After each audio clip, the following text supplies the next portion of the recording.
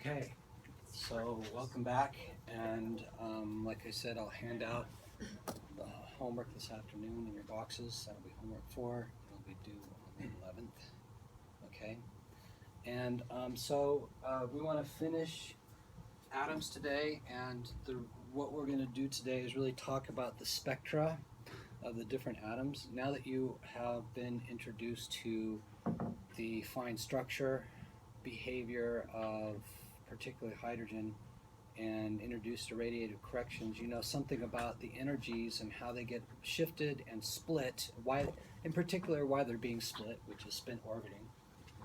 You've learned the difference between LS coupling, which is Russel-Saunders, where you're basically saying that the angular momenta of the various different orbital angular momentum of the different electrons couple, then the individual spins of the electrons couple, and then you take the vector sum of the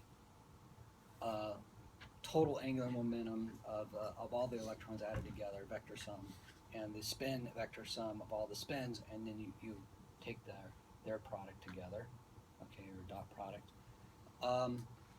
But then you also learn about JJ coupling, which happens when you have many, many electrons. You start to have the fact that the S and the L of a given electron couple more strongly to give you a small j.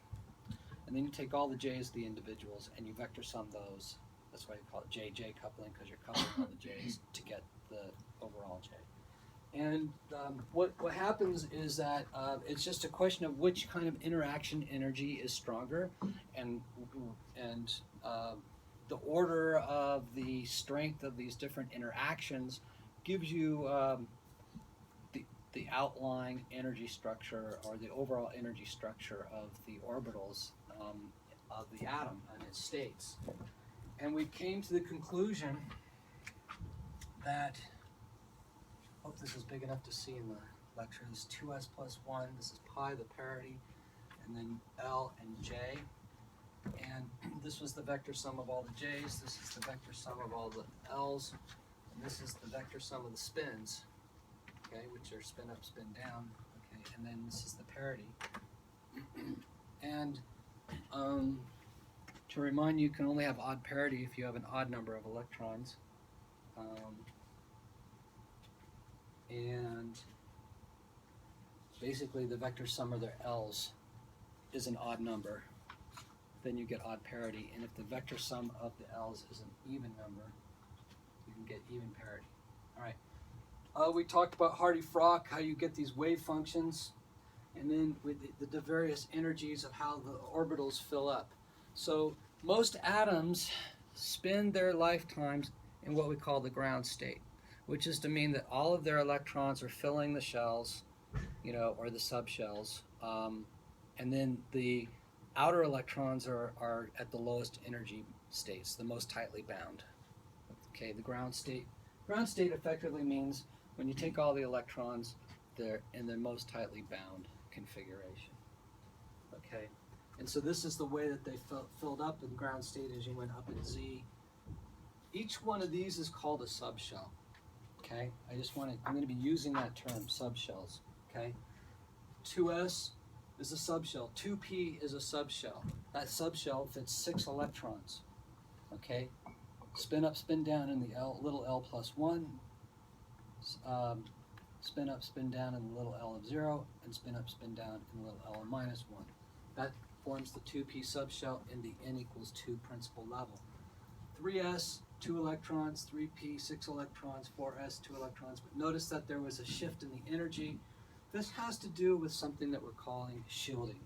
So today we're going to have some discussions about shielding, and we're going to have some discussions about the periodic table and what we call families of elements on the table, and let you see some relationships of the spectra of these elements that you may not have known before. That's what today's lecture is about. Okay? So this has to do with self-shielding. What is self-shielding? That basically means that if you're an outer electron and there's a bunch of inner electrons, that you are shielded from the charge of the nucleus to some degree by these electrons.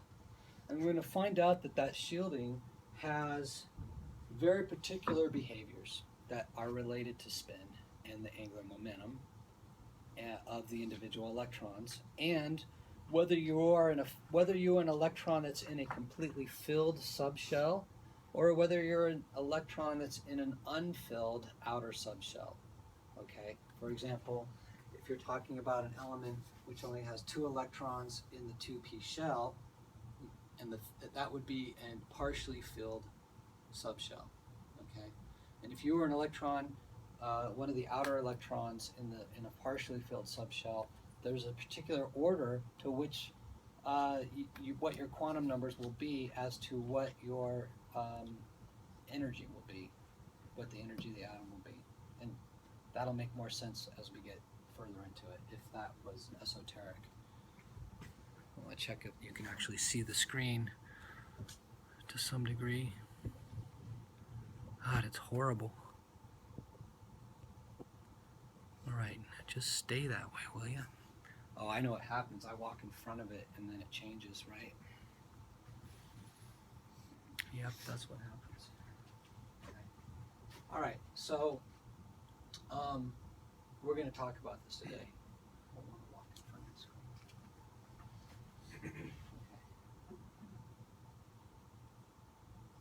So, just to remind you, these are the subshells. Here we have the diagram, figure 3.5 in the book. N equals 1 equals 2 equals 3. Okay, and then you can have 0 to n minus 1 for the L states. So there's 0, 1, and 2 for n equals 3, and then magnetic state, the m sub L. If you have 0, that can be 0. Basically, you can go from minus L to L in steps of 1, and then you have the spin up and spin down, up, down, up, down, up, down, up, down. We're going to talk about the self-shielding and how these things fill, how you get the ground state energies of these atoms, and that is what defines how these spectra are going to be. So it's just a reminder, and then here is the order in which they fill. Okay, this is called the electron configuration. Okay, and today we're going to talk some more about something called the isoelectron configuration. Called an isoelectron configuration. Okay, so we talked about LS coupling, and basically this is just some stuff about how you do the vector sums to get the L's, and then you get the terms, and then how you do the vector sums of the S's to get the S, and then how you end up getting the terms out of that. And then if you know something about the Hamiltonian, you get out the various energies for each of these states. All right, and so if you really want to understand, I'm not going through this in detail, but I'm saying if you really want to understand this, it's there. You could read it at some point in time. It may not be this year. Maybe someday you'll get into, I really want to understand multi-electron atoms, and so then you might actually remember, oh yeah, I think Chris Churchill wrote some stuff on that. Go find it somewhere.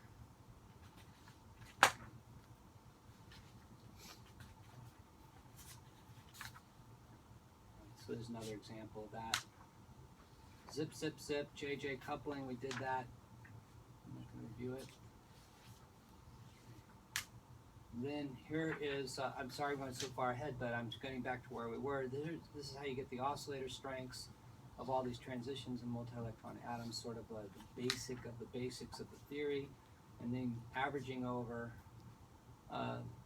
different states, and we came finally to this table. So I didn't tell you any of that physics, but I did explain this to you, okay?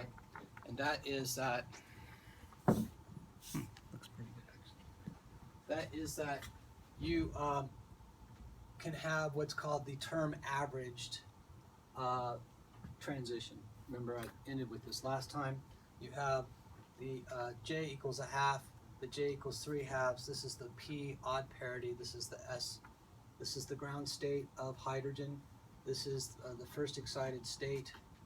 And this is the excitation energy. So the different energy difference here gives you this wavelength. And then you had the upper state and lower state multiplicities, and you had the Einstein A parameter and the oscillator strength. This would be what we call a fine structure oscillator strength, because it's of one of the fine structure lines itself. This would be what we call the term averaged oscillator strength. This would be the term averaged Einstein A, and this would be the term averaged multiplicities, and this is the average energy, but it's weighted by the upper state multiplicity. So this has twice the weight of that, and then you take the weighted average to get the energy. And so basically in most of our spectrographs, we're only measuring these lines blended together for hydrogen, for Lyman alpha, and so we would use the term averaged quantities in our analysis.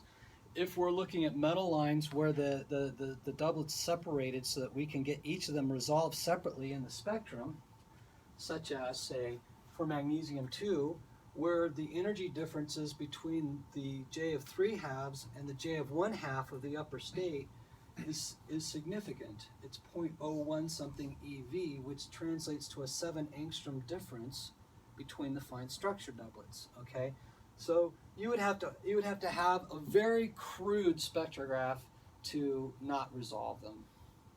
Okay, you'd have to have a spectrograph that was so crude that it blurred out something over 10 angstroms. And if you had that crude of a spectrograph, you would want to use the term averaged quantities to do your analysis. But if you have a normal spectrograph that has a resolution of, say, an angstrom or angstrom and a half, that would be considered a low resolution spectrograph today, you're going to want to use the actual fine structure, oscillator strengths, and A parameters, etc., and wavelengths, because you're going to have resolved each of those lines out very, very easily in a spectrum. Okay, I've drawn this before. Okay, something like that. And so you'll have the 2796 line, you'll have the 2803 line, and you can analyze them separately. And then we talked earlier about how the multiplicity was twice that of the upper state compared to the lower state, resulting in a fine structure constant doublet oscillator strength that was twice that of the p half state. Okay, so the ratio of these G's gives you the ratio of these oscillator strengths, because it turns out they're directly proportional to G. And so it turns out that this line, the 2796 line in magnesium 2, has an oscillator strength that's twice as strong as the 2803.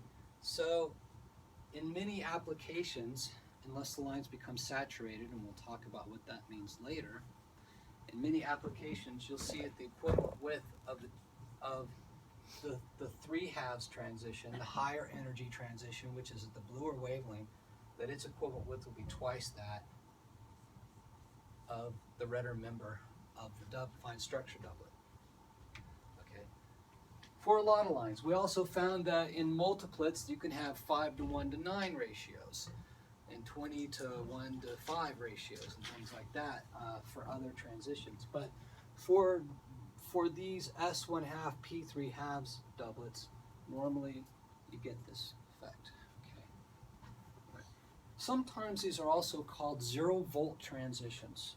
You might see that. Somebody will say, the 0-volt resonant doublet transition of magnesium 2. Why 0 volt? That's telling you that the lower part of the transition is the ground state of the atom, an electron. And basically it's telling you that the excitation energy of the lower state of the transition is the ground state of 0 volt. Okay? So these, notice, are all 0 volt doublet fine structure transitions. Okay? But when we got to silicon, we in fact found out that these two were 0 volt, but I think it was Jody who was asking, why aren't these 0 volt? Because these actually are somewhat slightly excited states. Okay?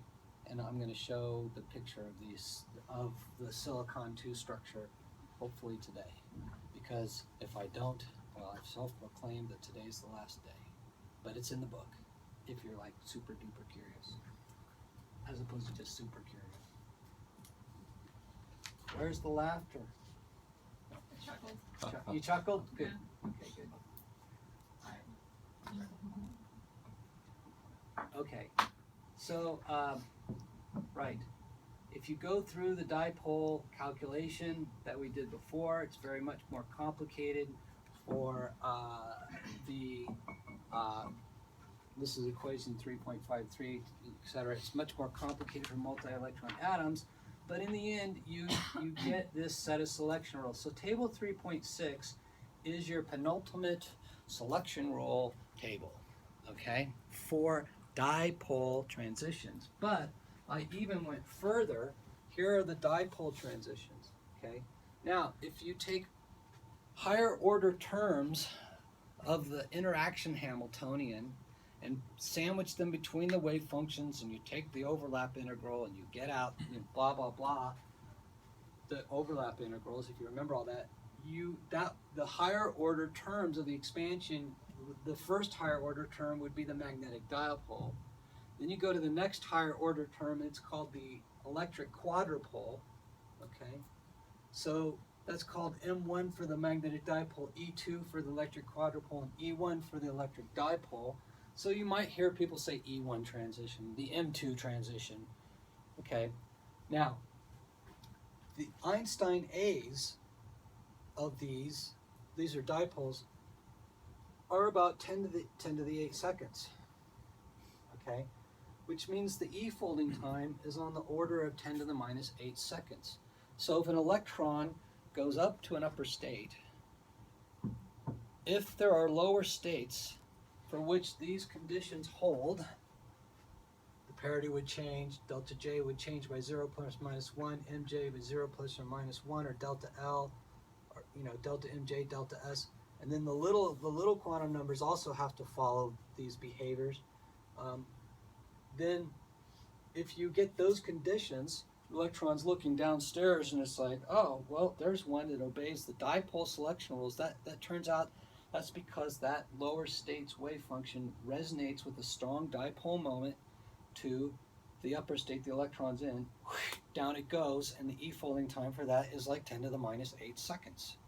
Okay, but if such a state doesn't exist below it, then it's like, I don't have a strong electric moment between any of those possible wave functions down there. So it says, okay, well, we can look at, say, whether we can have a dipole magnetic moment with those states, or whether we have a more complicated configuration of a quadrupole moment between them for electric. If that's the case, and then these are the selection rules, the A's are on the order of 10 to the minus 2, and notice the flip here. So the E folding time is like 10 to the 2 seconds. That's like 100 seconds, right? It's like a little over 2 minutes, okay? Or around 2 minutes, okay? So that means that instead of transitioning down in 100 millionth of a second, okay, in a transition that would be a very allowed dipole transition, you would sit up there for about 2 minutes. Then you would transition down, okay? Right. E folding time, the probability. Okay. So that's the case. And then you'll find that the selection rules are a little bit different. Here you have the dipole selection rules, which are the ones you're really familiar with, the 0, the plus 1, plus or minus 1s, and the J's and the MJ's and the delta L's, etc. But it turns out that delta L is 0 for magnetic dipole moment. So that would be, say for example, what if I'm a 2s electron in hydrogen? Okay.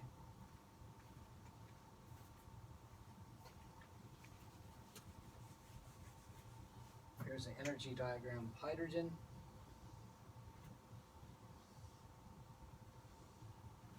I'm just going to do the Schrodinger model because I don't need to draw all these states. Okay, here's 2, here's 1, here's S. What if I'm an electron here with my spin up or down, doesn't matter.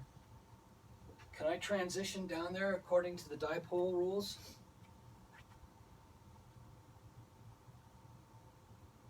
Does delta L change by 1? No. Delta L would have to be 0. Therefore, I'm looking down and I can't go down by the dipole. I don't have a resonance with the dipole moment of the wave functions, the charge distribution of those two wave functions. So I would have to go by magnetic dipole or quadrupole, delta L of 0 or delta L of 0, okay? And so one of those would happen. So this transition here, okay, is either an M1 or an E2 transition, and sometimes, I'll write it out, we call them metastable. And we also sometimes call them forbidden.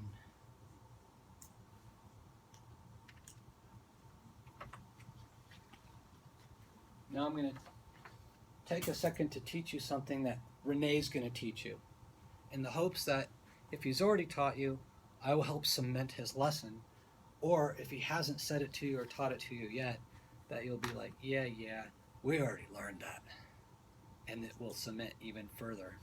Actually, that was a joke, but I see all the long faces in the room. Too much information.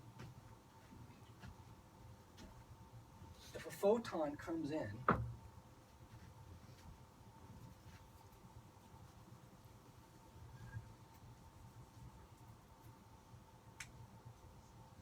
there's an electron, spin up.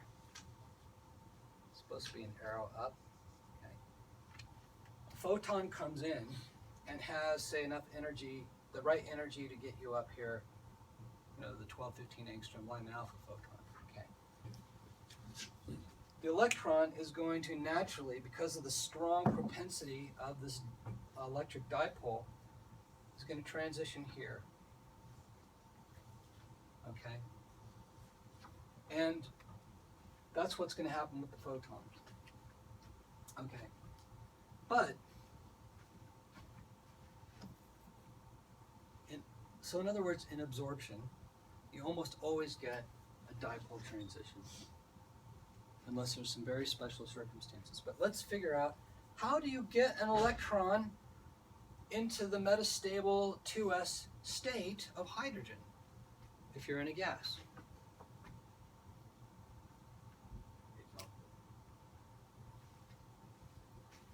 Coming downward? Yeah. Let's start with somebody in the ground state, because most of the atoms in the gas spend about 1,000 years in the ground state before something comes along and says, hey, do something. Okay. All right. Well, what else is in the gas? This kind of segues into our next segment. Other hydrogens? Electrons that are zooming around? Things to crash into. Collisional excitations, collisional ionizations. Okay. Collisional excitation is mostly an electron passing by at very high energy and actually doesn't collide, but makes an electrical impulse. Okay? That electrical impulse, some of the energy of the electron can be absorbed then by the atom internally, internal energy to the converted internal energy of the atom in the form of the electron moving up. Let's say that the energy that it absorbs is equal to exactly the 10.2 eV. For some, that happens. Well, the reason that the absorption is going to do a delta L of 1 is because the photon itself carries an angular momentum, and you need to conserve angular momentum. So angular momentum, the photon comes in.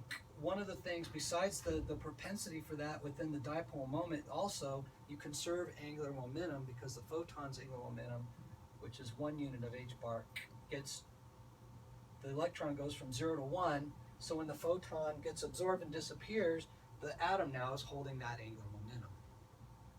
There's that part too. But when an electron comes zipping by, okay, there's some angular momentum between the electron and the neutral hydrogen atom. So the electron could actually just as easily go here. There's no delta L in the atom, but the electron's angular momentum relative to the atom can change. You see what I'm getting at? So you're still conserving angular momentum, and so this transition collisional excitation is actually quite common. Okay? That's how we can get them up in that state in a gas. So normally what I'm teaching you is that normally, and if you want to understand the emission lines of H2 nebulae and why there are narrow forbidden emission lines that are forbidden, meaning they are M1, E2, it's because they're in a gas, the atoms are in a gas, the electrons get excited to these states. They can't find a way down through the dipole transitions, so they sit around for 100 seconds or 1,000 seconds, and then they fall down and emit these lines that we call forbidden emission lines. So to get forbidden emission lines, you have to have a dense enough gas where you're having collisional excitations. I want to say that one more time for you. To have a gas where you have forbidden emission lines in it, you have to have a gas with enough density that you're having collisional excitations of your atoms. Renee does go through this some more. How many people have had Renee's class at this point? It would only be the second year. Do you remember anything like that? Vaguely? Yeah. Yeah. Right. Okay. So if you go back and look at your notes from there, I bet you'll see there was a day he talked about it. Okay. All right. So then this would finally transition and emit a photon, and it would be a forbidden line. Okay. Forbidden emission line. Okay. All right. So anyway, these are your selection rules if you ever want to know the details of what's going on. And these are your dipole ones, and they are definitely the standards. This is the same you're used to. Delta I of the electron, delta L electron plus or minus 1, delta M of L, 0 or plus minus 1, the spin, 0, and delta N itself can be any. Thus the Lamb shift, the 2s, 2p, 2s 1 half, 2p 1 half. Okay. I'm not going to cover the isotope shifts. We talked a little bit about that before. So let's get into the atomic properties in the spectra. We jumped ahead to this a little bit, and we talked about the Russel-Saunders term and whatnot. But now I want to talk to you about how electrons fill up the shells. And this is, I think, called Hund's rule. Oh gosh, I gotta find where it says Hund's rule. I didn't have enough time to review exactly how to say it for you, so I'm going to hunt it down exactly how it's said. Yes? You're saying that the forbidden lines, you have to have a dense gas that collisions can't happen. That was the opposite. Like a really low density gas Well, so that collisions it's low density, so thank you for okay. You want the density high enough that you can have collisions, but low enough that you're not going to collisionally de-excite it right away. So you want the time between, here's the key, the time between collisions has to be longer than the metastable states. Okay, that's the key. So if you have a metastable state that's really, really long, you're going to need to be in a much lower density gas to see those emission lines, because otherwise they'll get collisionally de-excited via other channels, and then you won't see those particular emission lines. Okay, so this is the relative n. We're on figure 4.1. This is L equals 0 S, L equals 1 P, L equals 2 D, and then L equals 3 Fs. And then you can see that you fill the orbitals in this sense. On the diagram, you start with 1s, then you go to 2s, then you go to 2p 3s, then you go to 3p 4s. You've seen this before. But then there's this switch over, so I put the dotted lines because of the self-shielding effects that get more complicated when you get to chromium. Okay. All right. Now,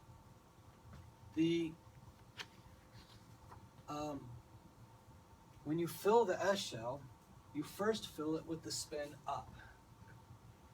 S equals, it should be n sub S equals plus a half. For L equals 0, M equals 0, so there's only one M state, and then you fill it first with the spin up and then with the spin down. And that just allows that magnetic moment between the proton and the electron to be minimum. Okay? All right. It's called a Bohr magneton. Okay. When you get to the p shell, L equals 1, you have three m states, m plus 1, m0, and m minus 1. Okay? But you fill them first with spin up in m equals plus 1, spin up in m equals 0, spin up in m equals minus 1, and then you go back to the m plus 1 and you fill your spin down, m equals 0, spin down, m equals minus 1, spin down. Anybody want to tell me why they think it goes that way?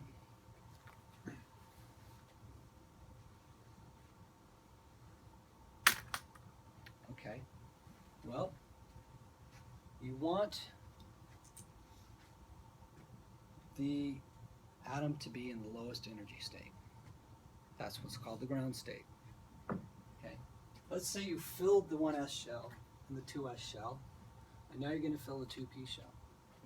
The first that electron comes in there, you want it to have the atom, you want it to be the most bound it can be. The energy state is the lowest. And that energy state means that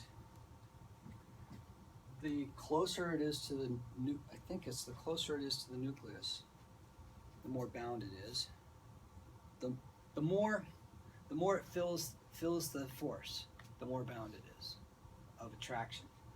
What can reduce that force of attraction is the electrons in lower shells, or electrons that you're sharing a shell with, can reduce that electromagnetic force to the nucleus.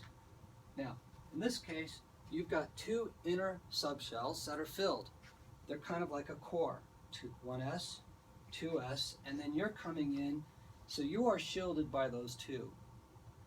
You come in as that first electron. The first thing you want to do is have you spin up so that you are minimized with your magnetic moment, lowest energy with the nucleus. Okay, and then you want the m plus 1, because if you have higher angular momentum, you spend more time. Let's see, let me get this right. I didn't get a chance to rehearse this. Let me get this right. If you are the same spins for the part, you're shielded less. Right. The closer you are to the other electrons, the more they shield you.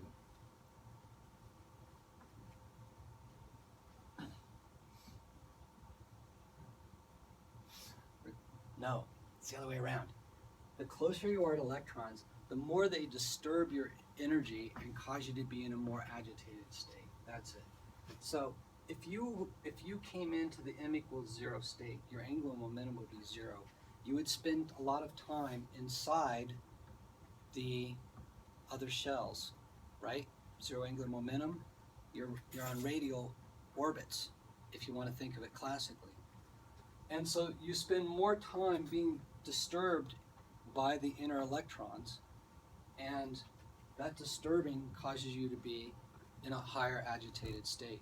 But if you go out here to m equals plus 1, then you spend more time with just that simple shielding there, and you're not perturbed as much.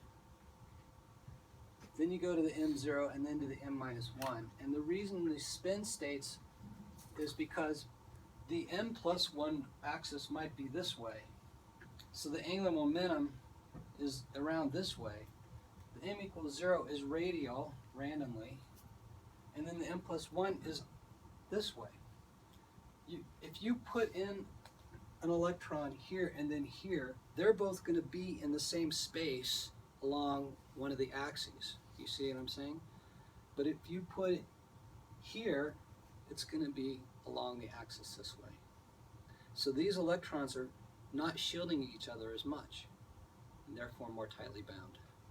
If they're both in the same L orbital, they spend time closer together, they shield each other, they perturb each other more, That's a higher energy state.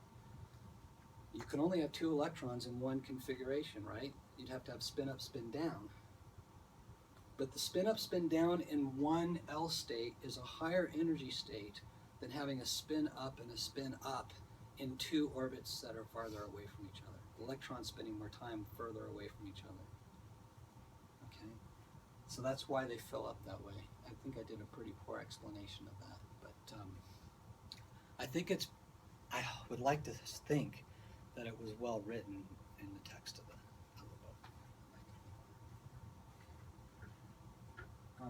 So here's what we get. Okay, how do you figure out the Russel-Saunders term of the ground state?